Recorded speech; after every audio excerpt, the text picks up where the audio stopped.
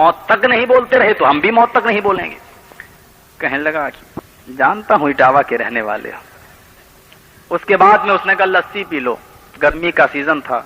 ہم نے کہا جائز تو ہے پینا لیکن پیوں گا نہیں. بولا کیوں؟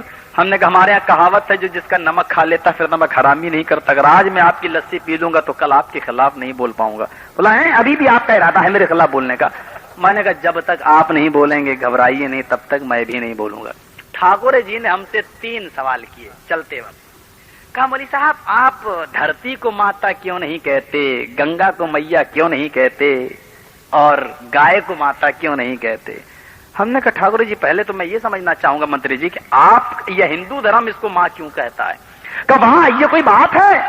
جیسے ماں کے پیٹ سے بچہ پیدا ہوتا ہے ایسے ہی دھرتی کے پیٹ سے گلہ پیدا ہوتا ہے تو دھرتی ماں ہو گئی. ہم نے کہا کتیا کے پیٹ سے بھی بچہ پیدا ہوتا ہے وہ بھی اماں ہو گئی. بھائی اماں سامان تو پھر سب ہو گئی. کہنے لگا کیا بتاؤں میرے پنڈت لوگ یہ کیوں نہیں بتاتے؟ ہم نے کہا ماں اپنے بچے سے پیار کرتی ہے یا نہیں؟ بولا وہ ماں ہو ہی نہیں سکتی جو اپنے بچے سے پیار نہ کرے. ہم نے کہا اچھا جو اپنے بچے سے پیار نہ کرے وہ کون ہے؟ ٹھاکر جی بولے ڈائن, چڑیل. ہم نے کہا جب زمین پھٹتی ہے بھوکمپ آتا ہے تو ہزاروں لوگ زمین میں دب کے مر جاتے ہیں. یہ دھرتی ماں ہو ہی نہیں سکتی جو مار ڈالے. بتاؤ یہ کون ہوئی؟ کہنے لگا یار بات تو آپ کی ٹھیک ہے. اور آگے بڑھے. کہنے لگا اچھا یہ بتاؤ گنگا کو میاں کیوں نہیں کہتے ہو؟ ہم نے کہا آپ کیوں کہتے ہیں؟ کہنے لگا جیسے ماں کی چھاتی سے پستان سے بچے کو دودھ ملتا ہے, بچہ دودھ پیتا ہے, ایسے ہی گنگا اپنے بندوں کو اپنے بھکتوں کو پانی پلاتی ہے تو یہ ماں سمان ہو گئی. ہم نے کہا جو تیرنا جانتا ہو منتری جی وہ تو بچ گیا, اور جو تیرنا نہ جانتا ہو اوم گڑیشائے سواہا, رام رام ستیہ ہو گئی. کہتے ہو تم؟ ہم نے کہا آپ کیوں کہتے ہیں؟ کہنے لگا میری یہ گائے شدھ اور پوتر دودھ دیتی ہے. ہم نے کہا کتنا دودھ دیتی ہے؟ بولا 8 کلو. ہم نے کہا تیرے گھر میں جو گائے بندی ہے وہ 8 کلو دودھ پوتر شدھ دودھ دیتی ہے تو 8 کلو دودھ دینے کی وجہ سے یہ اماں ہو گئی. ہمارے گھر میں جو بھینس بندی ہوئی ہے وہ 16 کلو ڈبل دودھ دیتی ہے تو اس کو ڈبل اماں, نانی کیوں نہیں کہتا؟ اس کو نانی کہو. ظاہر بات ہے جب 8 کلو دودھ دینے کی وجہ سے یہ گائے ماں ہو سکتی ہے تو 16 کلو دودھ دینے والی اماں کی اماں نانی ہونی چاہیے. کہنے لگا کہ یار کیا بتاؤں تم نے تو میری دماغ ہی خراب کر دیا کھوپڑی. عجیب طریقے میرے بھائیوں بہت بڑا گھوٹالا ہو رہا ہے ہمارے ساتھ. آج کوئی جرت والا نہیں, ہمارے علماء بھی ہمارا ساتھ نہیں دیتے ہیں. دینا چاہیے اس معاملے میں کہ کم سے کم 1-2 تو ایسے پیدا ہوں کہ جو حکومت کے خلاف بھی بولیں لڑیں. وقت آئے. ہم نے کہا ٹھاکر جی سے کہ مقدمہ چلاؤ, تمہاری کتاب لے کے عدالت میں پہنچوں گا. لیکن ہم پر مقدمہ کیوں نہیں چلاتے ہو؟ مقدمہ اس لیے نہیں چلاتے ہو کہ کہیں عدالت میں کتاب کھل گئی منو اسمرتی رامائن گیتا تو اٹل بہاری کو بھی گوشت کھانا پڑے گا اور بال ٹھاکرے کو بھی کھانا پڑے گا. اس لیے ڈرتے ہیں مقدمہ نہیں چلاتے ہیں. میرے بھائیوں صحیح بات تو یہ ہے کہ انسانوں کے دانت اس بات کی گواہی دیتے ہیں کہ یہ خود شاکاہاری ہے اور ماساہاری ہے. یہ دونوں. اور رام چندر کے بارے میں تو صاف آتا ہے رام چرت مانس کے اندر کہ رام چندر جی روزانہ ایک ہرن کا شکار کیا کرتے تھے. ذرا غور کرو. چلو کھانا نہ ثابت ہو لیکن شکار کرنا ثابت ہے, یعنی جیو ہتیا ثابت ہو گئی. اور یہ بتائیے کہ شنکر بھگوان کی پتنی پاروتی جی نے جب اپنے بدن کے میل اور کچیل سے گنیش کو پیدا کیا تھا اور کہا تھا بیٹے میں نہا رہی ہوں تو دروازے پہ کھڑا ہو جا, کسی کو اندر مت آنے دینا, میں اسنان کر رہی ہوں. جب شنکر بھگوان دروازے کے اندر داخل ہوئے پرویش کیا تو گنیش نے روکا اپنے پتا کو شنکر کو. ہائے اجنبی آدمی تم اندر داخل نہیں ہو سکتے, پرویش نہیں کر سکتے, میری ماں نہا رہی ہے. شنکر بھگوان ہے لیکن یہ نہیں معلوم کہ میرا بیٹا ہے. کیا بولے تیری ماں نہا رہی ہے؟ کون؟ کہا پاروتی جی. کبھی پاروتی میری پتنی ہے, تیری ماں کیسے ہو گئی؟ میرا تو کوئی بیٹا ہی نہیں ہے. کہا آج ہی تو انہوں نے پیدا کیا ہے. بولے یہ معجزہ کب ہو گیا؟ آج ہی پیدا کیا اپنے بدن کے میل و کچیل سے. کہا داخل ہونے دے. کہا نہیں داخل ہونے دوں گا, میری ماں کا آرڈر ہے. تلوار نکالی, کس نے؟ شنکر بھگوان نے۔ ہندو بھائیوں ٹچ کرنا مجھے، اگر ایک رائی کے دانے کے برابر، چیوٹی کے سر کے برابر بھی اگر میں جھوٹ بول رہا ہوں، ٹچ کرنے کی اجازت ہے، ٹوکنے کی اجازت ہے۔ مہابھارت کے پرتی تکرو کے 8ویں کھنڈ کے اندر لکھا ہوا ہے، مہابھارت کا حوالہ دیتا ہوں، شنکر بھگوان نے تلوار نکالی، گنیش کی گردن مار دی، گردن الگ گئی جسے ملک پڑا ہے۔ پاروتی جی بولی میرے پتر کو زندہ کرو، میں نے بڑی محنت سے بنایا تھا، پتنی کی ضد ماننا پڑی۔ شنکر بھگوان گنیش جی کا سر ڈھونڈ رہے ہیں، کہیں نہیں ملا، کہیں نہیں ملا تو راستے میں ہاتھی آ رہا تھا، اس ہاتھی کا سر کاٹا اور گنیش جی کے لگا دیا، گنیش جی زندہ ہو گئے۔ ذرا غور کرنا، گنیش کی کھوپڑی تو ملی نہیں، ہاتھی کا سر لگا دیا۔ اور جب میں سنسکرت سے BA کر رہا تھا علی گڑھ مسلم یونیورسٹی کے اندر، مجھے معلوم ہے میرے بھائیوں کہ بایولوجی کے اندر مجھے پڑھایا گیا، سائنس پڑھائی گئی، تو اس میں یہ لکھا ہوا ہے کہ ظاہر بات ہے یہ جو مائک آپ دیکھ رہے ہیں اس کے اندر آپ کوئی بولڈ کسیں گے تو اتنا ہی بڑا ہونا چاہیے نا بھائی، اس کے اندر آپ گلاس ڈالیں گے تو آ جائے گا، کیونکہ گلاس کا ہول بڑا ہوتا ہے اور یہ چھوٹا، لیکن کسی چھوٹی چیز میں بڑی چیز آپ ڈالیں گے تو چھوٹی چیز اس کے اندر آ جائے گی۔ اب ہاتھی کے سر کا ہول اتنا بڑا اور گنیش جی کی گردن اتنی بڑی، اب یہ بتاؤ کہ چپک کیسے گئی، اس کے اندر بالکل فٹ کیسے آ گیا؟ بایولوجی ماننے سے انکار کر رہی ہے، سائنس ماننے سے انکار کر رہی ہے۔ اب یہ کہو کہ یہ شنکر بھگوان کی کرامت تھی، تو پھر شنکر بھگوان کی کرامت تو یہ ہونا چاہیے تھا کہ شنکر بھگوان گنیش جی کا اصلی سر ڈھونڈ کے لاتے، یعنی وہ کرامت نہیں آ پائی، یہ کرامت انہوں نے کر دی، یعنی یہاں باپ نے بیٹے کی گردن کاٹ دی اور باپ کے بیٹے کے کاٹنے کا حکم قرآن میں بھی ملتا ہے۔ حضرت ابراہیم نے اسماعیل علیہ السلام کی گردن پہ چھری چلائی۔ ذرا دیکھنا یہاں بات کیا ہے، بات یہاں یہ کی گئی کہ جب چھری چلائی جا رہی تھی تو اللہ نے حکم دیا ہے چھری میرے بندے اسماعیل پر مت چلنا۔ تو ہندو بھائیوں نے سوچا کہ وہاں مسلمانوں کے نبی کی چھری اسماعیل پر نہیں چلی، وہ قتل نہیں ہوئے، وہ کٹے نہیں، اور میرے گنیش بھگوان کٹ گئے۔ یہ بات جب مسلمان سنیں گے تو ان کو ہمیں بڑی تو اہانت کی نظر سے، ذلت کی نظر سے دیکھیں گے کہ دیکھو شنکر بھگوان نے تلوار ماری اور گردن کٹ گئی، اور یہاں تو تلوار چھری چلائی اور گردن ہی نہیں کٹی۔ تب انہوں نے ہاتھی کے سونڈ کے کاٹنے کا ذکر کیا ہے، وہ ہاتھی کو ذبح کیا گیا، ہاتھی کو کاٹا گیا اور اس کا سر لا کر گنیش کو زندہ کیا گیا۔ یہاں ہاتھی کے کٹنے کا ذکر ہے، وہاں جنت سے دمبا اتار کر دمبے کو چھری سے ذبح کرنے کا ذکر ہے۔ ذرا غور کرنا، یہاں گنیش بھگوان کی گردن کٹ گئی، پھر دوبارہ ہاتھی کا سونڈ لگایا تب زندہ۔ یہاں باپ نے بیٹے کی گردن پہ چھری چلائی، وہاں بھی باپ نے بیٹے کی گردن پہ چھری چلائی۔ یہاں شنکر بھگوان نے گنیش کی تلوار ماری، یہاں ابراہیم نے اسماعیل کی گردن پہ چھری چلائی۔ یہاں گنیش کو ہاتھی کا سونڈ کاٹ کر زندہ کیا گیا، یہاں چھری اسماعیل پر نہیں چلی، تو یہاں پر بھی ایک جانور کے کٹنے کا ذکر ملتا ہے، دمبے کا۔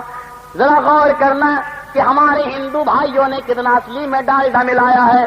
پھر اللہ رب العالمین نے کہا کہ جب یہ اصلی میں ڈالڈا مل گیا ہے اور ہندو دھرم کا بھی ستیہ ناش ہو رہا ہے، سارے دھرم کے اندر بگاڑ پیدا ہو رہا ہے، تب ایشور نے اس دھرم کی رکشا کرنے کے لیے، اس دھرم کی حفاظت کرنے کے لیے انتم مہارشی کو بھیجا، جناب محمد رسول اللہ کو بھیجا، اور کیا کہا کہ دھرم کے اندر جو بگاڑ آ چکا ہے، جو ایک ایشور بعد مٹ چکا ہے، جو توحید میں بگاڑ آ چکا ہے، جو بہویش پوجا ہونے لگی ہے، مشرن ہونے لگا ہے، شرک ہونے لگا ہے، اے محمد جاؤ تم ایک اللہ کی اپاسنا کا حکم دو، لوگوں کو ایک اللہ کی بھکتی کی طرف بلاؤ، لوگوں کو ایک اللہ کی عبادت کی طرف بلاؤ، ایک اللہ کی بندگی کی طرف بلاؤ، مورتی پوجا سے روکو، مورتیوں کو ناش کرو، وہ مورتی ناشک بنا کر بھیجا۔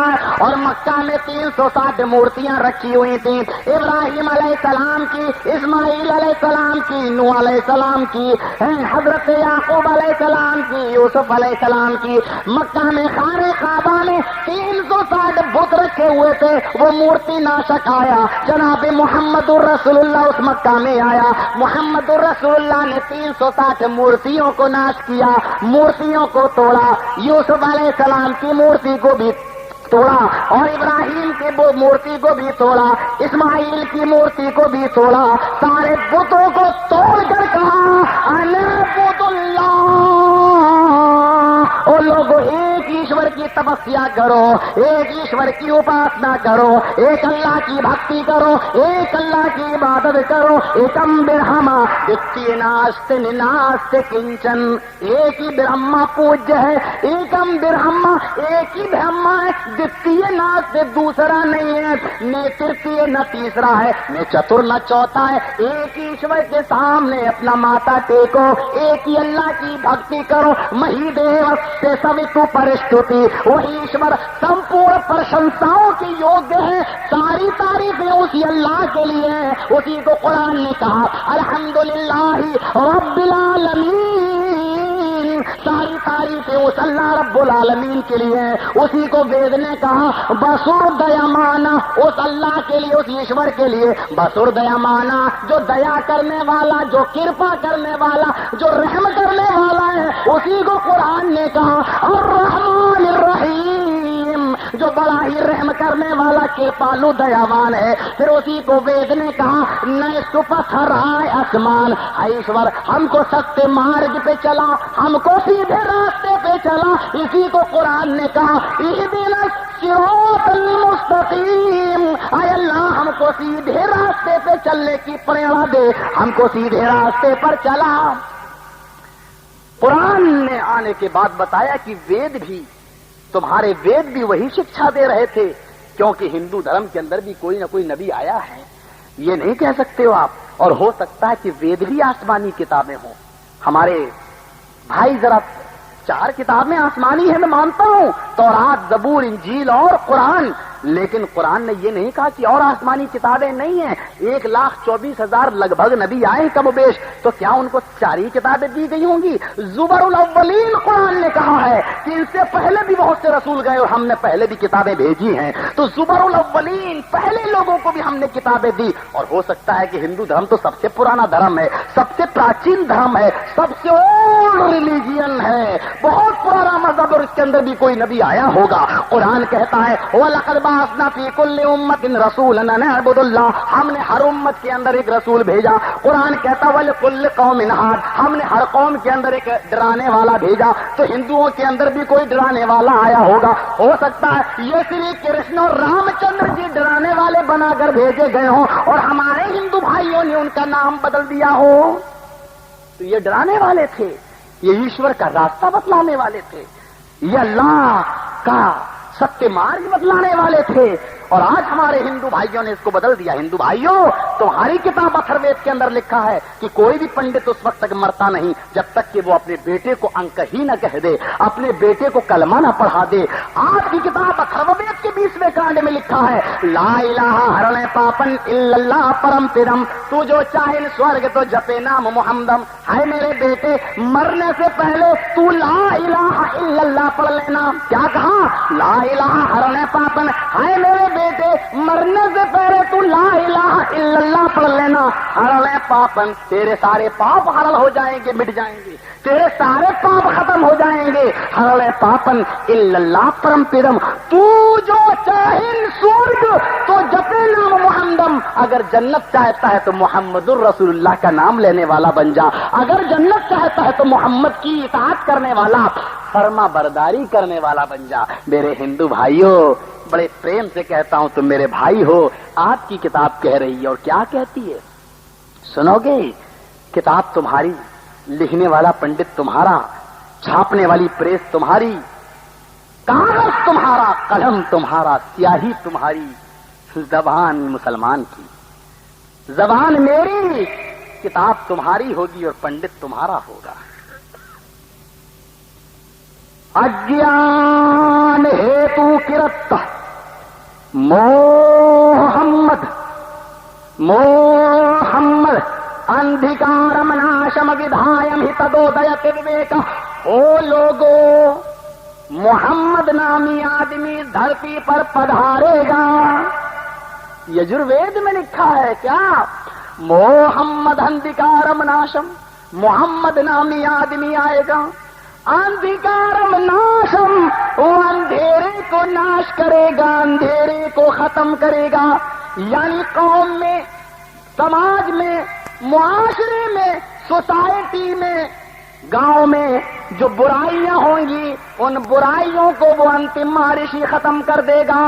अंधिकारम नाशम विधायम हितदो दयत्य विवेका, अंधेरे को मेटने वाला, अंधेरे को खत्म करने वाला, जुल्मत को मेटने वाला, तारीकी को मेटने वाला, खत्म करने वाला मोहम्मद होगा। आप देखिए इस वक्त हिंदुस्तान के अंदर अगर 25 मर्द हैं तो 75 औरतें हैं, यानी लड़कियों की तादाद लड़कों की बनिस्बत ज्यादा है। अगर एक लड़का है तो 3 लड़की, 25 मर्द हैं तो 75 औरतें।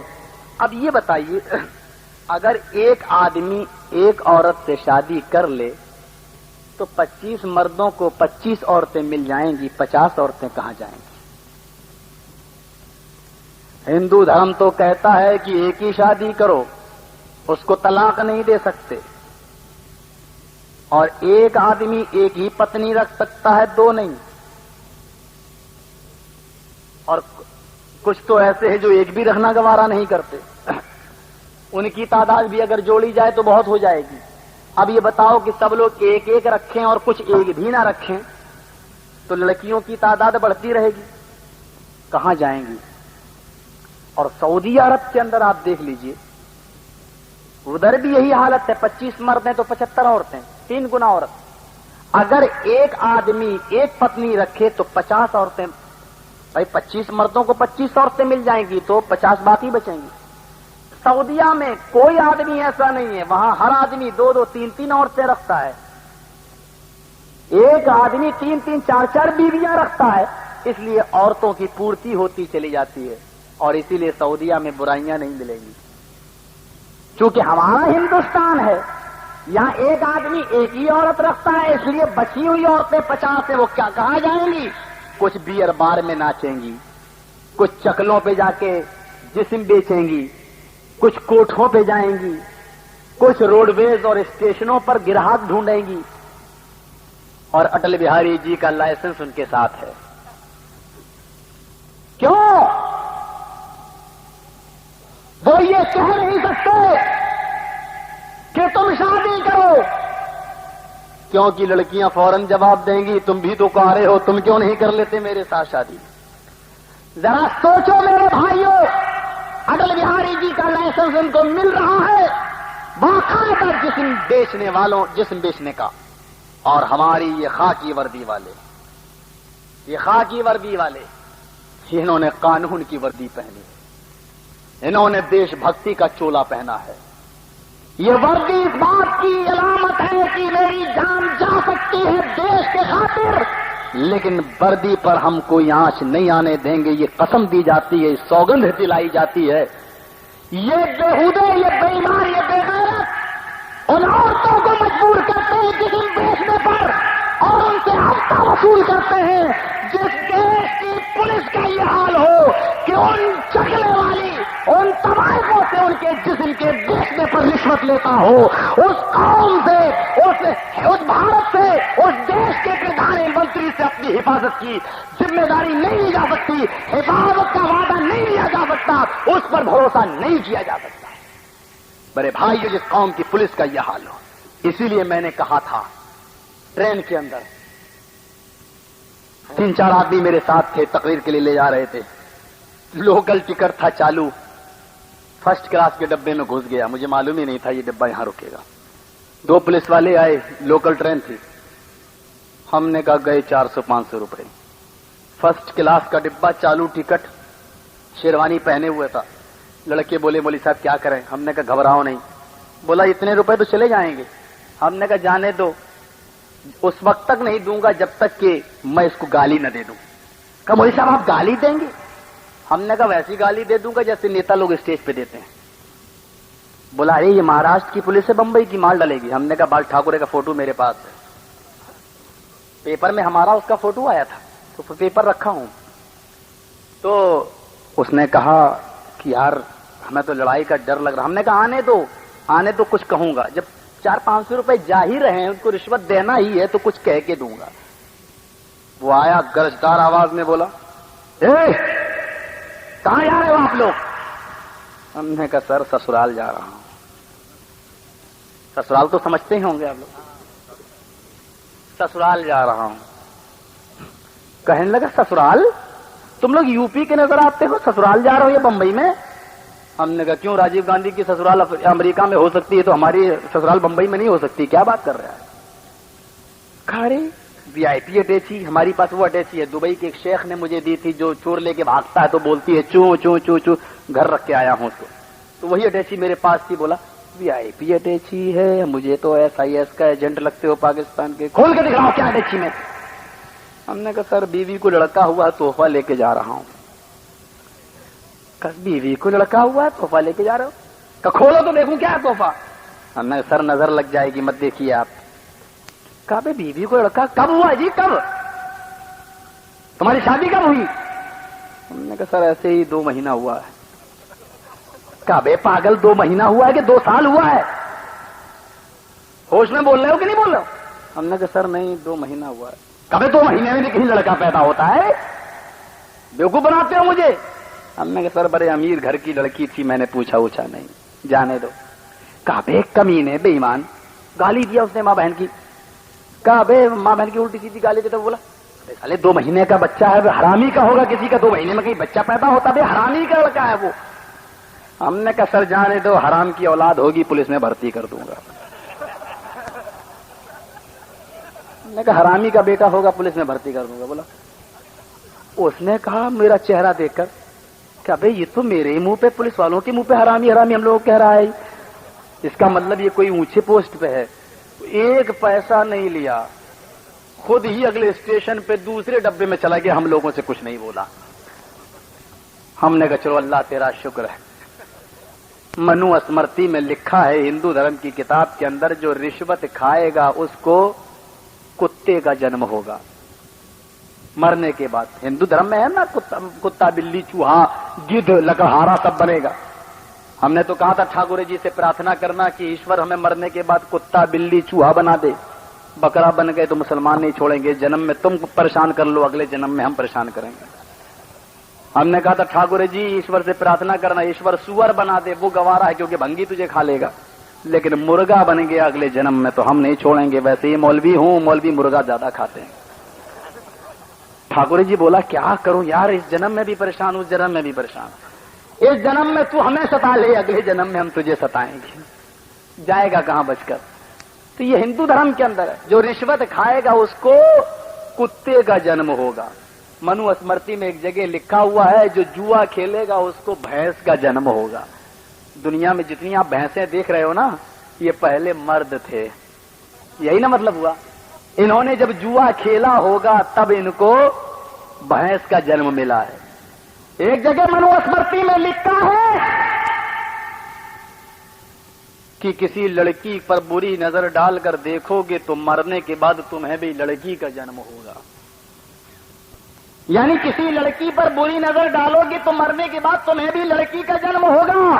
ہم نے کہا دنیا میں جتنی بھی لڑکیاں عورتیں دکھائی دیتی ہیں یہ سب پہلے مرد تھے، انہوں نے لڑکیوں کو دیکھا ہوگا تب ان کو لڑکی کا جنم ہوا ہے۔